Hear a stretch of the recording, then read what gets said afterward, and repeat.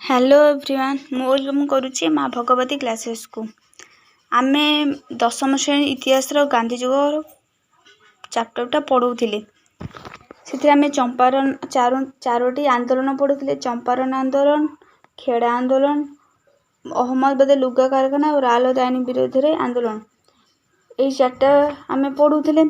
चंपारण आंदोलन कौन पे पूर्व आमर पार्ट 4 सरी जाइए, पार्ट 1, पार्ट 2, पार्ट 3, पार्ट 4 आम सरी जाइए। चंपारण आंदोलन कौन ए कौन 3 भाग अंचल निज चाष उत्पादन करने कौन कह जाऊला है चंपारण आंदोलन। तापर आस खेड़ा आंदोलन। खेड़ा आंदोलन कौन 1918 होता 1908 गुजरात होता दुर्भिक्ष जो चाष करने लोक मैंने बाध्य कराइला। तापर आसला अहमदाबाद लुगा कारखाना गुजरात ठारे होता अहमदाबाद लुगा से कौन होता श्रमिक और मालिक मान गोटे प्लेग बोनस से मन मध्य कलहर सूत्रपात होता।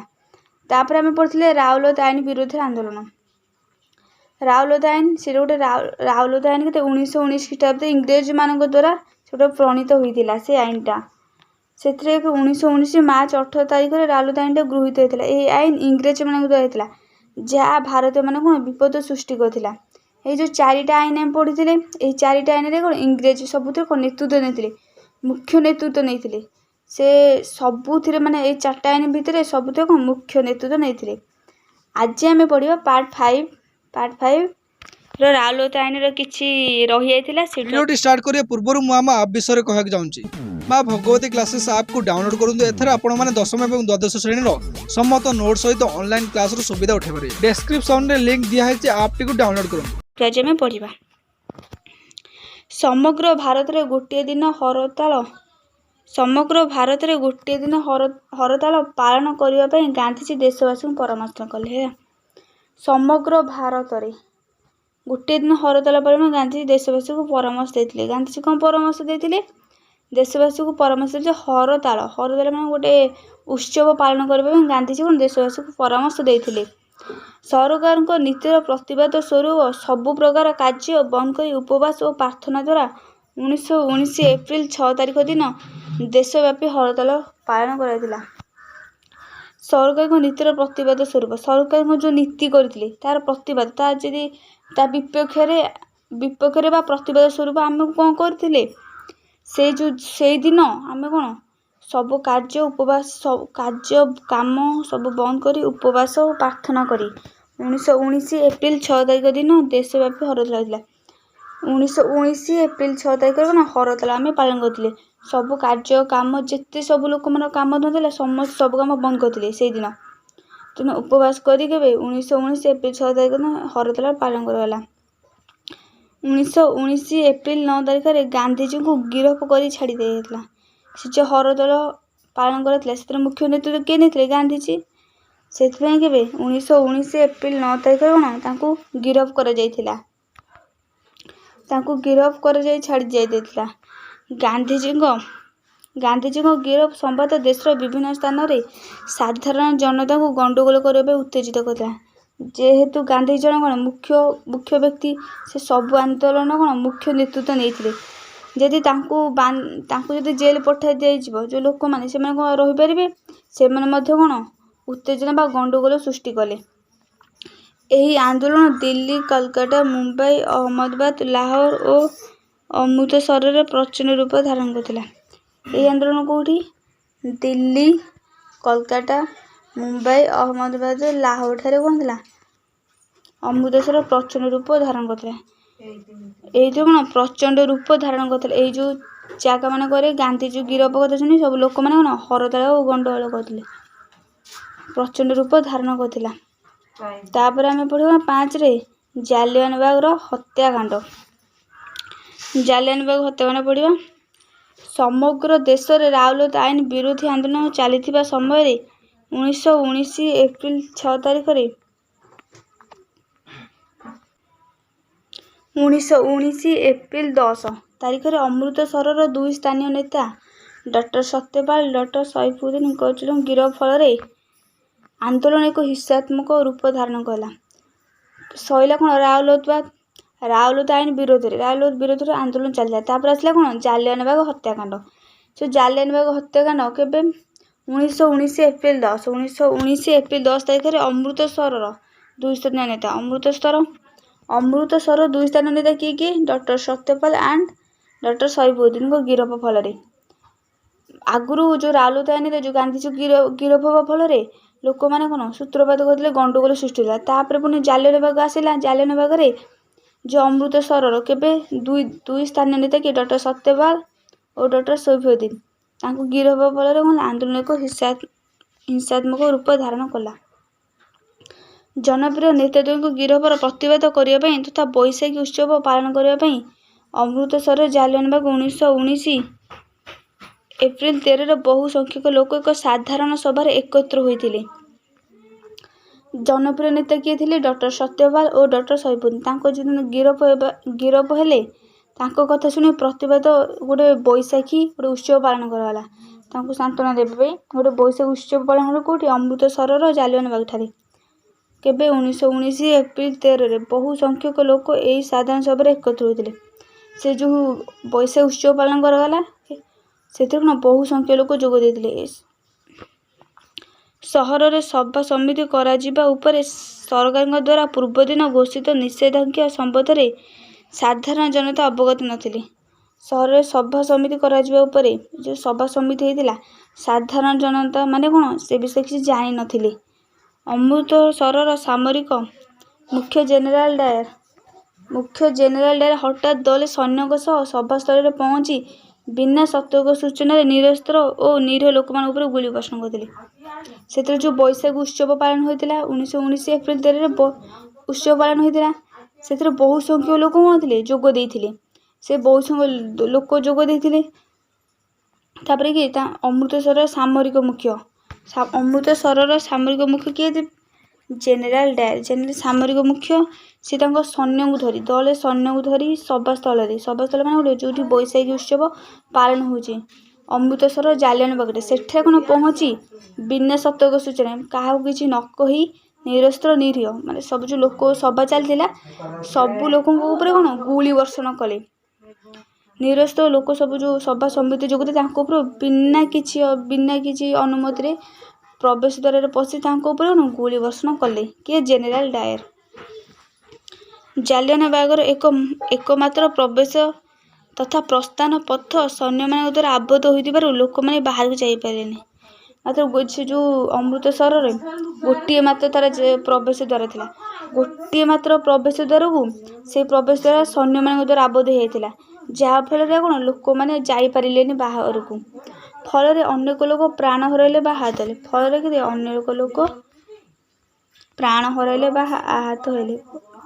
ଅନେକ ଲୋକ ପ୍ରାଣ ହରାଇଲେ ଓ ମୃତ୍ୟୁବରଣ କଲେ। ସରକାରୀ ହିସାବ ଅନୁଯାୟୀ ମୃତକଙ୍କ ସଂଖ୍ୟା 379।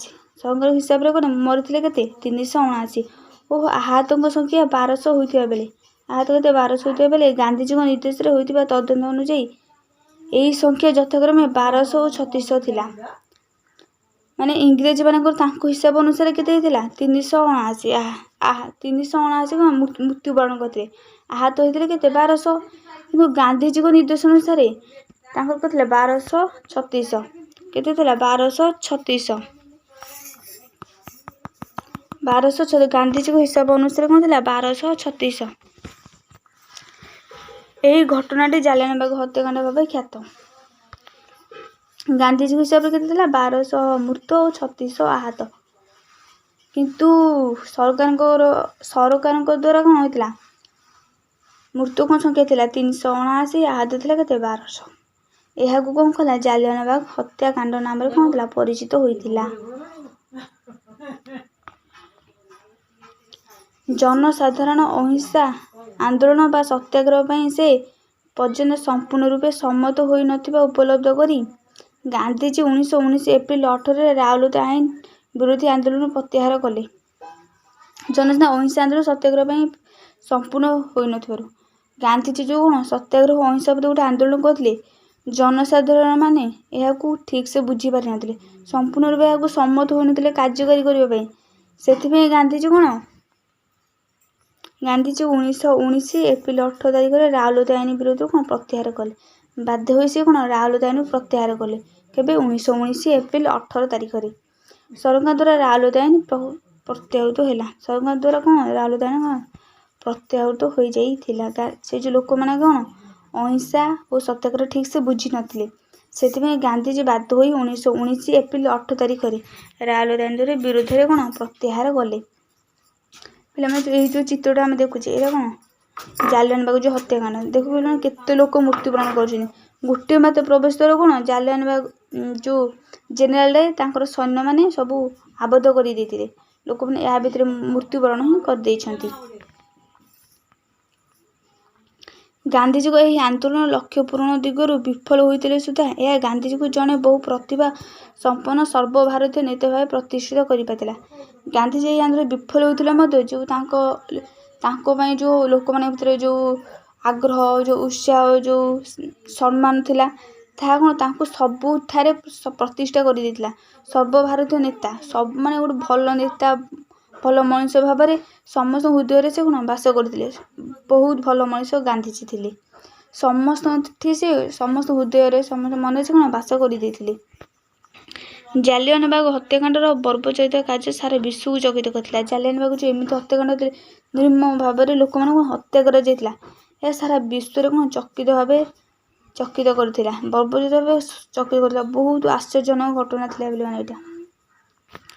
ଅମୃତସର ଘଟଣା ପରେ ପଞ୍ଜାବର ସାମରିକ ଆଇନ। ଅମୃତସର ଘଟଣା ପରେ ପଞ୍ଜାବରେ ସାମରିକ ଆଇନ ଘୋଷିତ ହେଲା।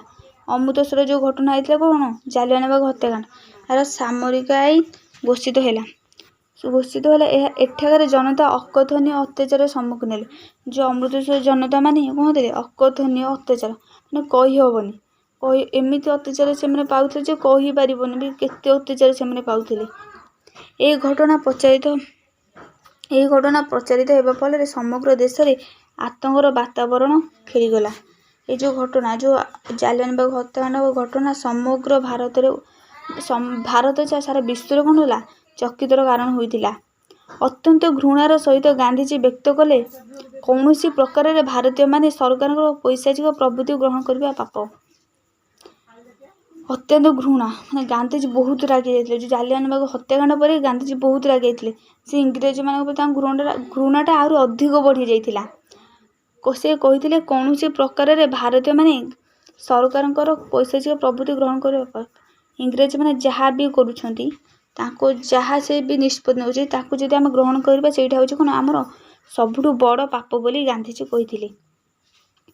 ଏକ ନୂତନ ରାଜନୈତିକ ଆନ୍ଦୋଳନର ଝାସ ଦେବା ଲାଗି ମହାତ୍ମା ଗାନ୍ଧୀ ଦେଶବାସୀଙ୍କୁ ଡାକରା ଦେଲେ। ଏକ ନୂତନ ରାଜନୈତିକ ଆନ୍ଦୋଳନ, ଯେହେତୁ ଏତେ ସବୁ ଆନ୍ଦୋଳନ ହେଇଯାଇଛି, ଗୋଟେ ବହୁତ ବଡ଼ ଆନ୍ଦୋଳନ ଜାଲିଆନାବାଗ ହତ୍ୟାକାଣ୍ଡ ଆନ୍ଦୋଳନରେ ଗାନ୍ଧିଜୀକୁ ନୂଆ ନିଷ୍ପତ୍ତି ନେଲେ। ସେ କହିଲେ ଏକ ରାଜନୈତିକ ଆନ୍ଦୋଳନ ଝାସ ଦେବା ପାଇଁ ମହାତ୍ମା ଗାନ୍ଧୀ ଦେଶବାସୀଙ୍କୁ ଡାକରା ଦେଲେ। ଆଉ ଏକ ନୂଆ ରୂପରେ ଆନ୍ଦୋଳନ କରିବା ପାଇଁ ସେ ଲୋକମାନଙ୍କୁ ଆହ୍ୱାନ କଲେ। ଇଂରେଜ ସରକାରଙ୍କ ବର୍ବୋଚିତ କାର୍ଯ୍ୟର ପ୍ରତିବାଦ ସ୍ୱରୂପ ବିଶ୍ୱକବି ରବୀନ୍ଦ୍ରନାଥ ଠାକୁର ନାଇଟ୍ ପଦ ଓ ଗାନ୍ଧିଜୀ କାୟଦେ-ଇ-ହିନ୍ଦ ପଦ ତ୍ୟାଗ କରିଥିଲେ। ସେ ଇଂରେଜମାନଙ୍କ ସରକାର ଯେଉଁ ଇଂରେଜମାନଙ୍କୁ ଗାନ୍ଧିଜୀ ଘୃଣା କଲେ, ତାଙ୍କ ଦ୍ୱାରା ଯେଉଁ ପଦ ସେ ଭୂଷିତ ହୋଇଥିଲେ, ସେ ପଦକୁ କ'ଣ ମୋତେ ସେ ତ୍ୟାଗ କଲେ। କିଏ ସେ ପଦ ତ୍ୟାଗ କରିଥିଲେ? ବିଶ୍ୱକବି କି ରବୀନ୍ଦ୍ରନାଥ ଠାକୁର, ସେ କ'ଣ ନାଇଟ୍ ପଦ ତ୍ୟାଗ କରିଥିଲେ। ଗାନ୍ଧିଜୀ କ'ଣ କାୟଦେ-ଇ-ହିନ୍ଦ ପଦ ତ୍ୟାଗ କରିଥିଲେ। ତାପରେ ପିଲାମାନେ ନେକ୍ସଟରେ କ'ଣ ହେଇଛି, ମାନେ ସବୁ ଆମ ଯେଉଁ ଯେତେ ବିଶ୍ୱବିଦ୍ୟାଳୟ ଯେଉଁମାନେ ପଦବୀ ଯେଉଁ ଭୂଷିତ ହୋଇଥିଲେ, ସମସ୍ତେ ମଧ୍ୟ କ'ଣ ଆସ୍ତେ ଆସ୍ତେ ସବୁ ପଦବୀ କ'ଣ ତ୍ୟାଗ କରିଛନ୍ତି। ଆସ୍ତେ ଆସ୍ତେ ସମସ୍ତେ ଛାତ୍ରମାନେ କ'ଣ ବିଶ୍ୱବିଦ୍ୟାଳୟ, ଆବାସ ବିଦ୍ୟାଳୟ ସବୁ ତ୍ୟାଗ କରିଛନ୍ତି। ତାପରେ ଯେଉଁମାନେ କବି, ଲେଖକ, ସେମାନେ ମଧ୍ୟ କ'ଣ ତାଙ୍କ ପଦ ସବୁ ତ୍ୟାଗ କରିକି ଆସିଛନ୍ତି।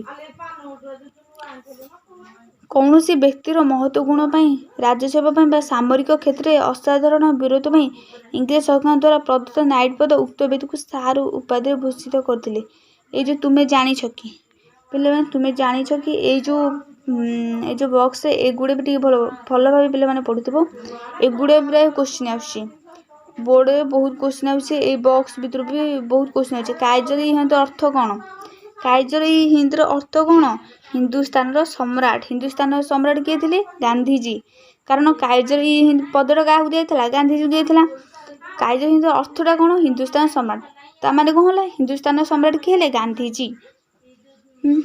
ପିଲାମାନେ ଆଜି ଆମର फास्ट विषय फास्ट चैप्टरटा आमर शेष हो जाए यार क्वेश्चन आंसर पे करदिंतु जहाँ अबुझ रहा आमको कमेंट बॉक्स मध्य जनइबे आम नेक्स्ट क्लास पढ़ा सेकेंड चैप्टर कौन थी सेकेंड चैप्टर अच्छे कौन भारत असहयोग आंदोलन ओडिशार यार प्रभाव ओडिशार यार प्रभाव कौन थी आम पढ़ा नेक्स्ट क्लास ये जो क्वेश्चन आंसर यार भल भाव लिखु देखु बुझु कौन अबुझा जे आमको कमेंट मध्यम जनातु रोचे पिला माने बाय।